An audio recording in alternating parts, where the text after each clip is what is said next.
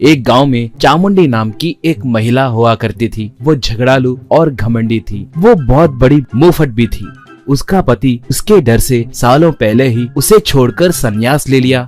बच्चे दूसरे गांव में सेटल हो गए। उसके डर से बच्चे उस गांव को आते ही नहीं थे। चामुंडी एक ठेले पे अचार पराठा बेचती थी। वहाँ पर वो पराठा सेक कर उस पराठे के ऊपर अचार लगा के ग्राहकों को देती थी। वो बहुत स्वादिष्ट होने के कारण लोग उमड़ कर आते और बड़े चाव से खाते थे। चामुंडी के पास एक काम वाला रहता था। उसका नाम मल्लेश था। वो बहुत समझदार आदमी था। वो उस ठेले के पास चामुंडी की मदद करते हुए उसके घर के काम भी करता था। एक बार आम के फलों का सीजन यानी गर्मी का मौसम आया। गांव में जहां देखो वहां आम बेच रहे थे। एक बार चामुंडी के पहचानत का एक धनवान आदमी 2 आम के फलों को लेकर उस ठेले के पास आया। वो उन दोनों फलों को चामुंडी को देते हुए, क्यों माँ चामुंडी, तुम्हें देखकर बहुत दिन हो रहे हैं, कैसी हो? ये आम हमारे बगीचे में उगे हैं। ये बहुत सर्वश्रेष्ठ फल है। मीठी सुगंध के साथ साथ इसका स्वाद भी मीठा होता है। इसे खाकर स्वाद कैसा है बताओ? कहकर उसे फल दिया। वो उन फलों को सूंघकर, सच है जी, इनकी खुशबू बढ़िया है। बहुत धन्यवाद। ए मल्लेश, इन्हें घर ले जाकर अच्छे से धोकर काट कर खाने के लिए तैयार रखना। थोड़ी देर के बाद मैं आकर खाऊंगी। कहकर उसे फल दी। मल्लेश उन्हें लेकर चला गया।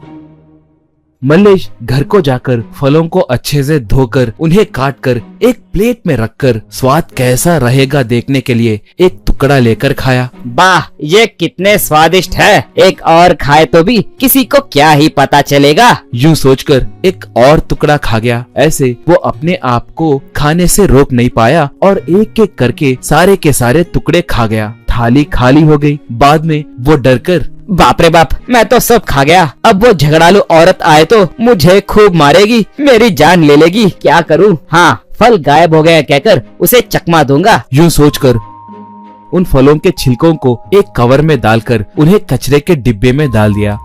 बाद में उस थाली को धोकर बगल में रख दिया। उस चाकू को भी छिपा दिया। जब चामुंडी घर को निकल रही थी तभी उसका सामना एक स्वामी जी से हुआ। उस स्वामी जी को देखते ही चामुंडी, इस स्वामी जी को एक आम दिए तो मुझे बहुत पुण्य मिलेगा। मैं इस मौके को क्यों गवाऊं? सोचकर उसे नमस्कार करके, स्वामी जी, आप कहाँ से आ रहे हैं? कहाँ जा रहे हैं? पता नहीं, बेचारे कितने थक गए होंगे। हमारा घर पास में ही है। दया करके हमारे घर को आकर हमारा आतिथ्य स्वीकार करके हमें आशीर्वाद दीजिए। बोली। स्वामी जी मान गए। स्वामी जी को वरांडा के पास बिठाकर चामुंडी घर के अंदर गई। ए मल्लेश, आम को काट कर तैयार रखने के लिए बोली थी ना, वो कहाँ पर है? बाहर एक स्वामी जी है, उन्हें थोड़े आम के टुकड़े देना है। घर को आए अतिथि को खाली हाथ भिजाए तो अच्छा नहीं रहेगा ना। बोली। तभी मल्लेश को एक उपाय सूझा। वो एक पुराना जंग लगा हुआ एक चाकू को उसे दिखाते हुए, कैसे काटूं माँ? इस चाकू को तो देखिए कैसे जंग लगी हुई है। इससे आम के टुकड़े कैसे काटूं? पुरानी चाकू दिख नहीं रही है। कहा। वो तब, ठीक है, घर के सामने टेले के ऊपर उसकी दाढ़ तेज करके धार के लेकर आओ। घर को आए अतिथि को ऐसे खाली हाथ नहीं बेचते। जाओ, जाकर जल्दी चाकू तेज करके लाओ। बोली।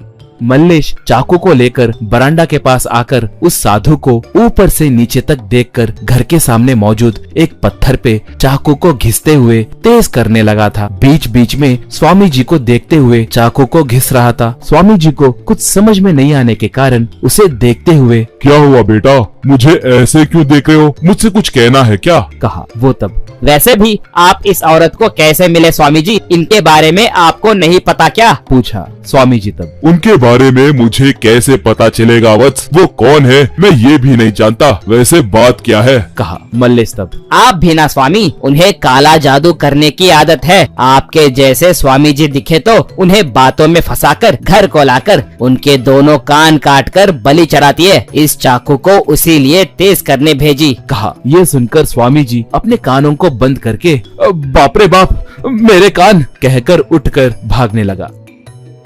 थोड़ी देर के बाद चामुंडी बाहर आए। वहाँ पर स्वामी जी नहीं दिखने के वजह से ए मल्लेश, स्वामी जी कहाँ पर है? कहकर पूछी मल्लेश तब। और कहाँ का स्वामी जी, आप घर के अंदर जाते ही वो स्वामी अंदर जाकर दोनों आम जेब में डालकर भागने लगा। कहा चामुंडी तब। क्या दोनों आम लेकर गए हैं? हमारे लिए एक तो भी छोड़ने के लिए बोलना था ना, कम से कम मैं स्वाद तो भी देखती थी। बोली मल्लेश तब। मैं बहुत पुकारे तो भी वो मेरी परवाह करे बिना भागते ही जा रहा था जी। कहा। वो तुरंत उस स्वामी जी के लिए भागने लगी तो मल्लेश भी चामुंडी के पीछे चाकू पकड़कर भागने लगा।